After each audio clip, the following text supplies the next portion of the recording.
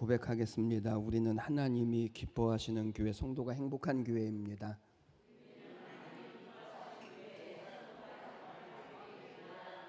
아멘. 우리 앞뒤좌우로 고백하고 선포합니다. 잘 되고 있습니다.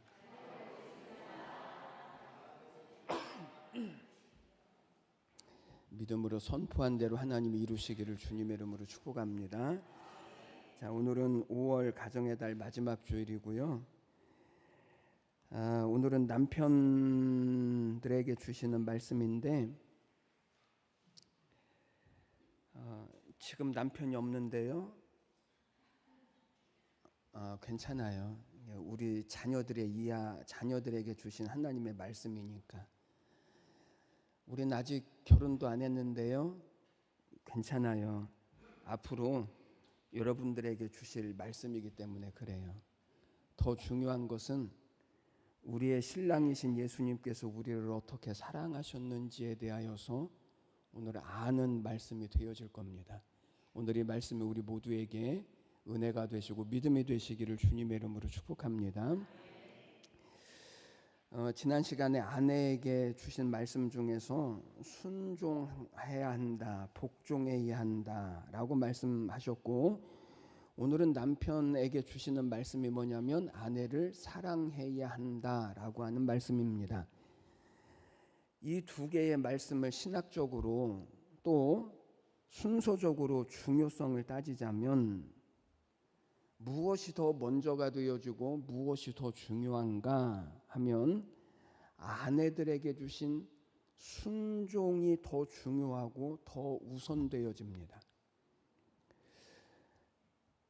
그러나 남편들이 아내의 순종만 요구할 수 있다고요? 그럴 수 없다입니다. 왜죠? 언제나 현실은 다르니까요.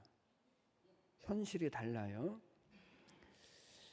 사람이 50이 넘으면 남은 인생이 행복하기 위하여서 50이 넘으면 꼭 가져야 할 것이 몇 가지가 있다고 그래요. 그런데 이게 남자하고 여자하고 조금 다릅니다.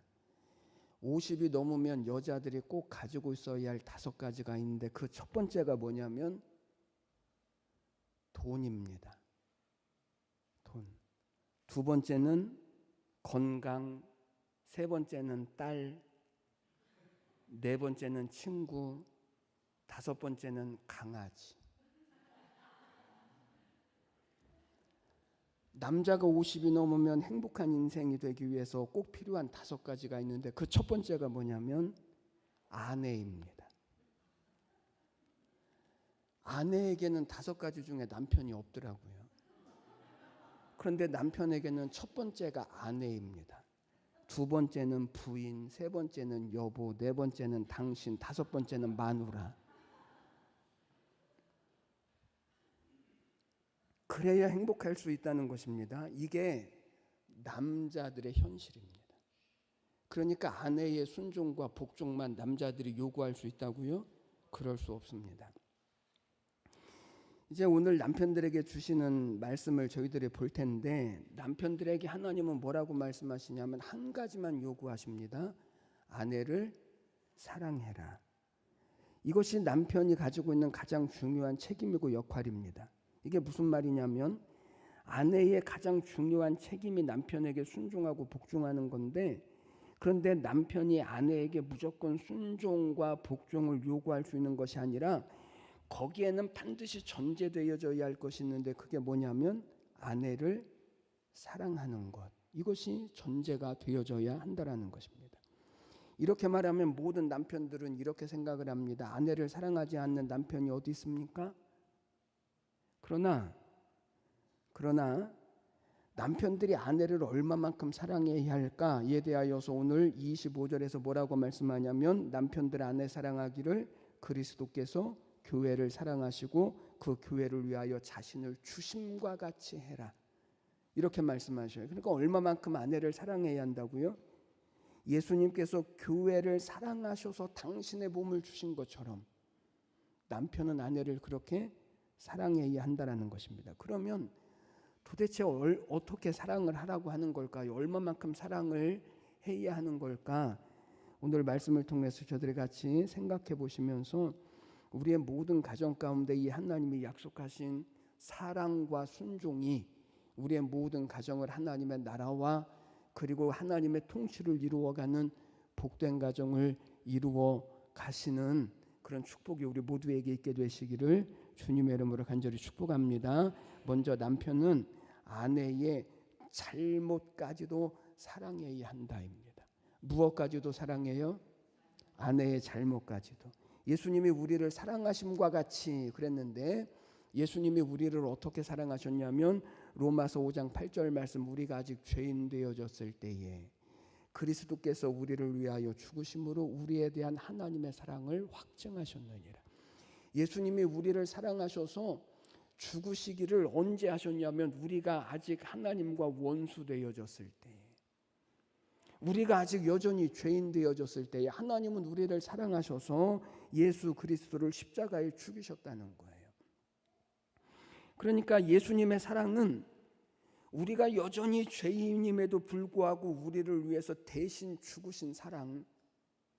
그러니 주님이 우리를 사랑하신 것처럼 남편이 아내를 사랑하라고 하는 말의 뜻은 바로 그것입니다. 아내의 허물, 아내의 잘못까지도 사랑하는 그 사랑이라는 것입니다.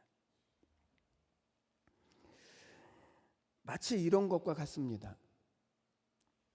요즘 젊은 사람들은 결혼식을 자기들 나름대로는 의미 있게 한다라고 하지만 결혼식의 가장 중요한 의미들이 얼마나 많이 빠져버렸는지 모릅니다. 그 중에 한 가지, 여러분, 결혼식 순서 중에서 가장 가슴이 저리고 뭉클할 때가 언제죠? 그때는 신부 아버지가 딸을 신랑에게 넘겨줄 때입니다. 그때 아버지의 심정이 어떨까요? 내가 내 딸을 사랑했던 것처럼 이 남자가 내 딸을 사랑해 주기를 바라는 마음, 내 딸의 허물도 있고 내 딸의 잘못도 있지만 아버지가 딸의 허물까지 잘못까지 사랑해 주었던 것처럼 이 남자가 내 딸의 허물까지도 잘못까지도 사랑해 주기를 바라는 그 마음, 이제는 아버지가 딸을 사랑했던 그 사랑을 이제는 남편이 주기를 간절히 바라는 마음을 가지고 딸을 신랑에게 건네는 거예요. 딸을 키워보니까 이 마음을 알겠더라고요. 그래서 저는 저희 딸이 어려서부터 지금까지 제가 아주 귀에 못이 박히도록 해주는 얘기가 있습니다. 너는 결혼할 때 꼭 아빠 같은 남자를 만나라. 이거 아빠지만 딸에게 이렇게 말하기 쉽지 않아요. 근데 저만 그러는 게 아니라 제 아내도 제 딸에게 너는 아빠 같은 남자를 만나라 이렇게 말해요. 제가 지금 무슨 말을 하려고 하냐면 제가 아빠로서 꽤 괜찮은 남자예요. 알아들으셔야 될 텐데. 그러나 여러분, 신부의 아버지보다 더 간절한 마음으로 사랑하시는 분이 있습니다. 주님이십니다.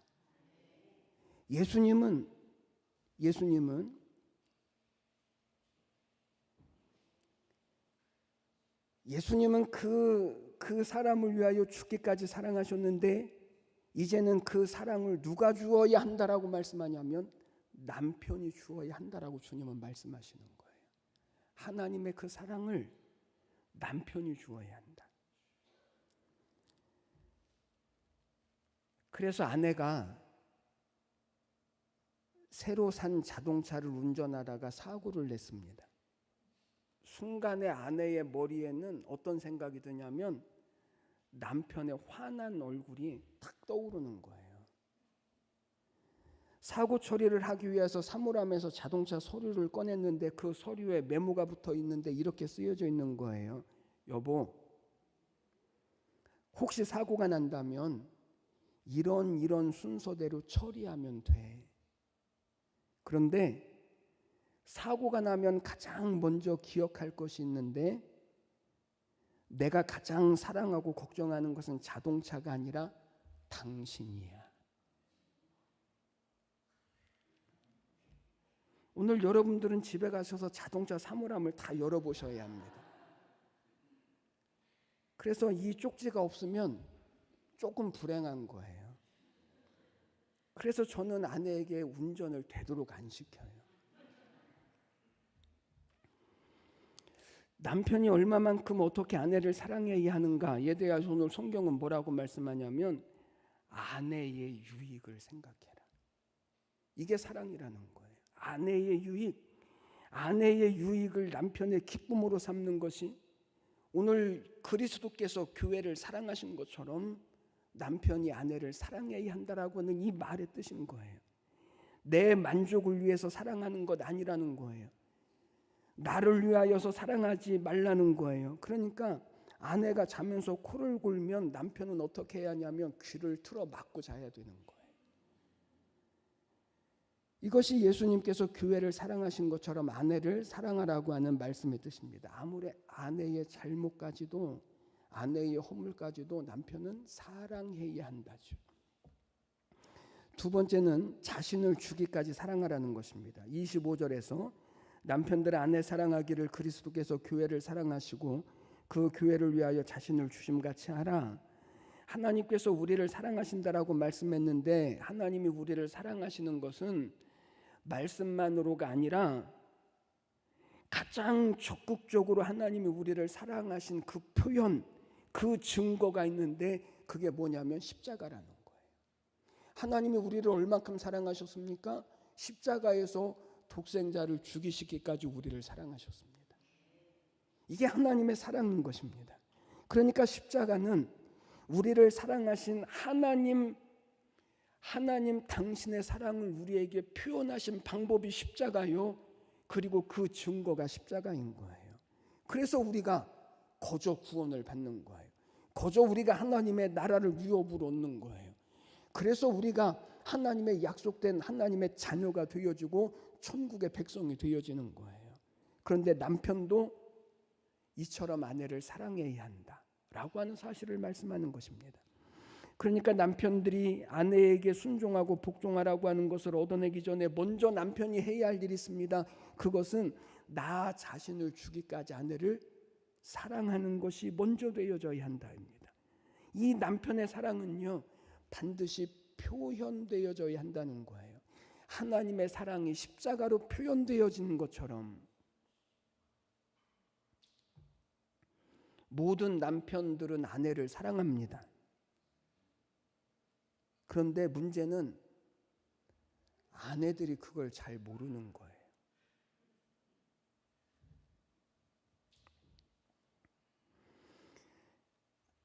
아내들이 사랑받고 있다라고 잘 못 느끼는 이유는 남편들이 표현을 잘 안 하기 때문인 거예요. 그러니까 남편이 아내를 사랑하는지 아닌지는 남편이 판단하는 일이 아니라 아내가 판단해야 할 일인 거예요. 아내가 사랑받고 있지 않다라고 느낀다면 남편은 변명하지 말아야 됩니다. 무뚝뚝한 남편과 살아가는 어떤 부인이 있었습니다. 그런데 그만 병에 걸리게 되어졌는데 병원에 가서 진찰을 받아보니까 얼마 살 수 있는 시간이 안 남았다는 거예요. 남편은 평생 아내에게 무뚝뚝한 것도 있지만 사랑한다라고 말도 해보지 못하고 사랑한다라고 하는 표현도 해보지 못했는데 이제 아내가 살 시간이 얼마 남지 않은 거예요. 그래서 아내의 손을 붙잡고 이렇게 말합니다. 여보, 내가 당신을 얼마나 사랑하는지 알지? 우리가 당신을 얼마나 소중하게 여기는지 알잖아. 그러니까 당신 힘내. 나는 당신이 없으면 못 살아. 내가 당신을 얼마나 사랑한다고. 이제 죽어가는 아내의 손을 붙들고 남편이 그렇게 이야기를 하는 거예요. 평생 해보지도 않았던 말, 평생 아내는 들어보지도 못했던 그 말을 아내가 듣고 깜짝 놀라서 눈을 동그랗게 뜨고는 이렇게 말하는 거예요. 그 얘기를 왜 이제 해? 그리고 죽었을까요? 살았을까요? 막 건강해지기 시작하는 거예요. 그때부터.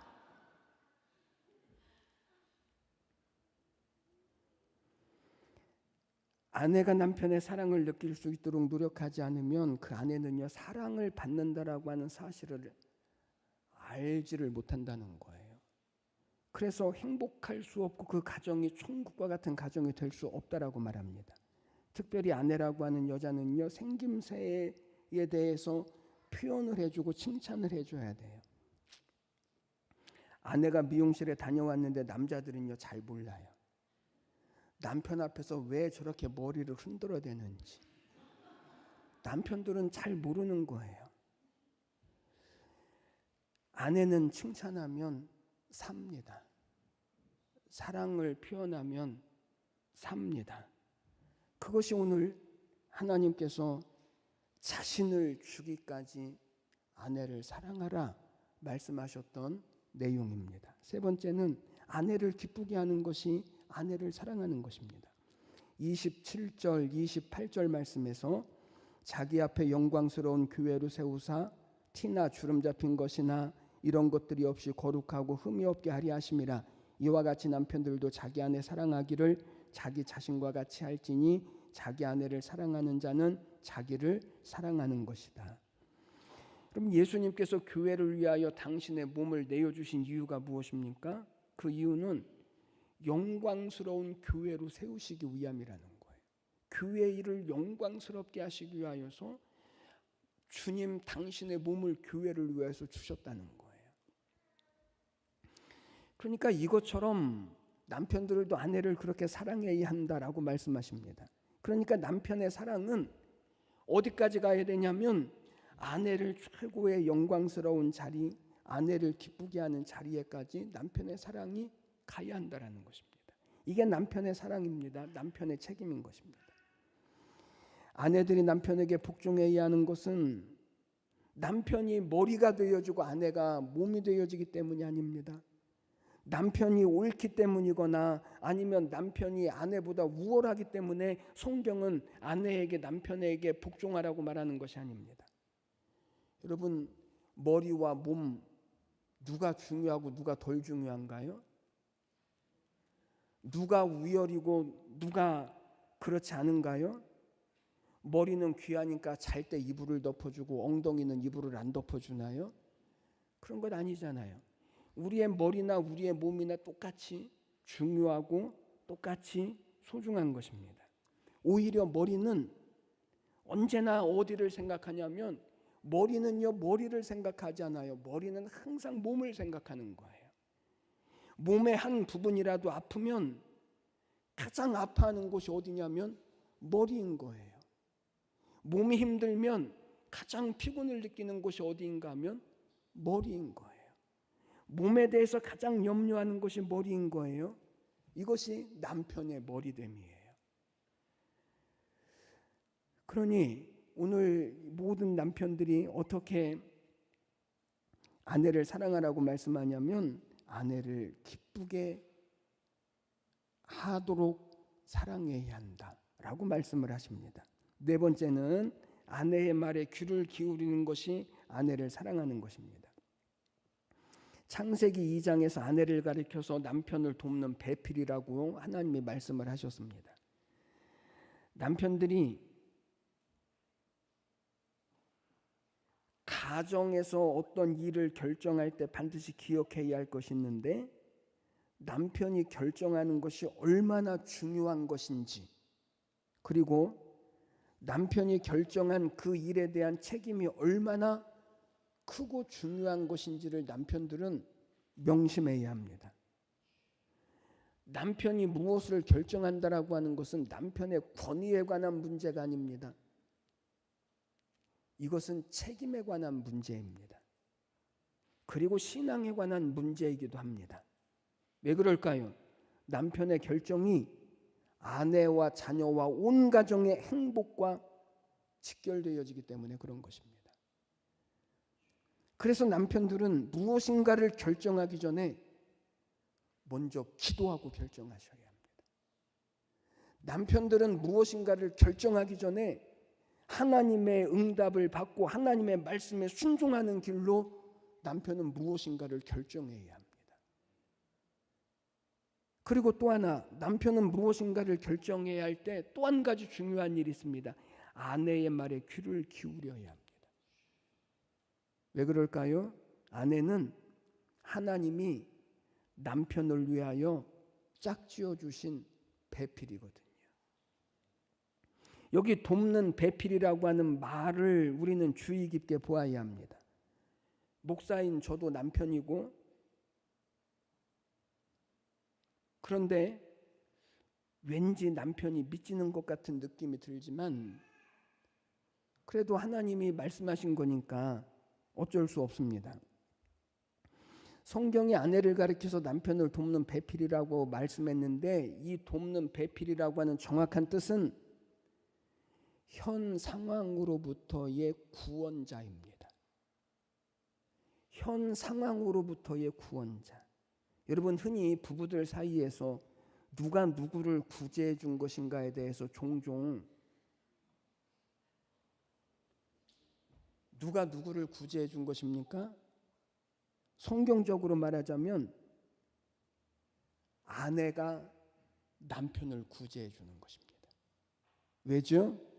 창세기에서 아담이 혼자 있을 때 하나님이 보시니까 아담이 좋았다고요? 안 좋았다고요? 하나도 안 좋은 거예요. 그래서 하나님이 그 좋지 않은 상황에서 아담을 구제해 주시기 위해서 누구를 만드셨냐면 돕는 배필은 하와를 만드신 거예요. 하와를 보자마자 이 아담이 얼마나 기뻐하는지. 그래서 현 상황에서부터 구제해 주기 위하여서, 구원해 주기 위하여서 모든 남편에게 돕는 배필로 아내를 하나님이 허락해 주신 거예요. 여러분, 이것은요 과학적으로도 증명이 되어졌습니다. 부부가 결혼해서 한 4, 50년을 살죠. 더 이상을 삽니다. 그런데 같이 살다가 아내가 먼저 죽으면 남편의 수명이 짧아진대요. 그런데 같이 살다가 남편이 먼저 죽으면 아내의 수명이 길어진대요. 아내를 좀 생각하십시오, 남편들.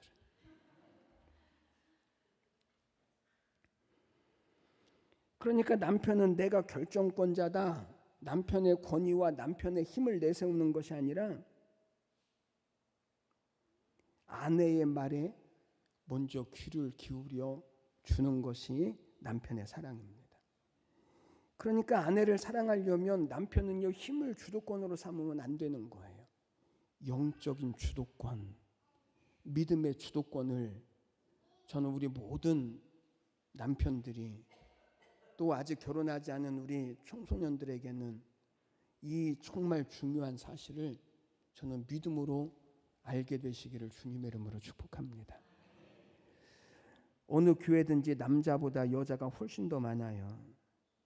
부부가 같이 앉아서 예배를 드리는데 성경을 누가 찾아줄까요? 남편이 찾아줄까요? 아내가 찾아줄까요? 대부분 아내들이 성경을 찾아서 남편에게 찾아줘요. 여러분, 이것은요 남편이 수발받는 것도 아니에요. 남편으로 대접받는 것도 아니에요. 이것은요 남편이 하나님으로부터 받은 가장으로서의 그 사명과 위치와 책임이 얼마나 큰 것인지를 놓치고 살아가는 거예요. 부부가 다 함께 어디로 가야 하냐면 오늘 26절 27절에서 말씀하고 있는 것처럼 하나님이 영광스러운 교회로 세우시고 거룩하고 흠이 없게 하려 하십니다. 여기로 가기를 하나님은 원하시는 거예요. 이 말씀은 하나님께서 가정을 부르시고 남편과 아내에게 사명과 책임을 맡겨주신 것은 우리의 가정을 하나님의 놀라운 영광의 자리, 그리고 하나님이 통치하시는 자리, 그리고 거룩하고 흠이 없는 자리, 하나님의 나라로 만들어가는 자리로 하나님께서 세우시기를 하나님이 원하신다는 거예요. 그러니 오늘 남편은 남편대로, 아내는 아내대로 사랑해야 하고 순종해서 하나님께서 우리의 가정을 가장 복된 하나님의 나라로 세워나가실 하나님의 계획을 이루어 가셔야 하는 줄로 믿습니다. 서로 비난하는 말, 싫어하는 말, 짜증 섞인 말 하지 말고 서로 대접하고 한쪽은 인정해주고 한쪽은 사랑해주고, 결혼 전에 이 사람이 아니면 죽을 거라고 그렇게 고집했던 그 노력을 결혼하고 나서는요 200%, 300%의 노력을 더하셔야 비로소 가정이 행복해질 수 있습니다. 사랑하는 여러분, 아내에 순종하는 것보다 더 어려운 것이 있습니다. 남편의 사랑입니다. 그러므로 아내에게 순종을 받아내시려면 먼저 사랑하셔야 합니다. 아내의 손에 붙들려서 교회에 끌려 나오지 말고 좀 아내의 손을 붙들고 자녀들의 손을 붙들고 같이 교회에 나오십시오. 아내에게만 새벽 기도회 가서 기도하라고 하지 말고 이제는 남편이 새벽 기도를 하십시오. 이것이 남편에게 주신 하나님의 명령입니다. 이것이 우리의 가정을 하나님의 영광된 가정으로 만드시는 남편에게 주신 책임이기도 합니다. 저는 가정의 달을 맞아서 우리의 모든 가정들이 하나님의 나라가 되시고 하나님의 통치가 이루어지는 가정이 되시고 우리의 가정과 자녀와 우리의 가문이 이제 하나님의 영광스러운 가정으로 하나님의 통치하시는 그런 천국 가정으로 이루어 가시는 이 일이 오늘 부부로부터 그리고 부모와 자녀로부터 이루어지셔서 우리의 온 가정들마다 하나님의 영광이 나타나시는 그런 복된 가정 되시기를 주님의 이름으로 간절히 축복합니다. 기도드리겠습니다. 하나님 아버지, 은혜와 사랑을 감사합니다. 오늘 우리를 붙드시고 또 인도하시고 우리의 가정에 남편과 아내 또 부모와 자녀로 하나님 우리를 한 가정이라고 하는 곳에서 만나게 하셨습니다. 하나님은 이 가정을 통하여서 하나님의 나라가 이 땅 가운데 이루어지기를 하나님은 원하십니다. 하나님의 통치와 그리고 하나님 나라의 그 영광과 그리고 그 거룩함을 하나님 우리의 가정을 통해서 이루어 가시기를 원하십니다. 하나님, 우리 교회에 속해 있는 모든 성도들의 가정들마다 우리 하나님께서 계획하시고 부르신 대로 하나님 부모로서 그리고 자녀로서 그리고 하나님 남편과 아내로서의 본분을 잘 감당하게 하여 주시어서 저들의 모든 가정들마다 하나님이 다스리시고 통치하시는 하나님 천국이 되어지도록 은혜 베풀어 주시옵소서. 모든 약한 것들과 모든 질병과 모든 수고로운 것들을 주께서 기억하여 주시어서 하나님 저들의 온 가정들이 하나님께서 주인 되시고 하나님 아버지가 되신 이 역사를 이루어가는 귀한 축복으로 넉넉히 이겨내게 하여 주시옵소서. 감사와 찬양을 드리며 예수님의 이름으로 기도드리옵나이다. 아멘.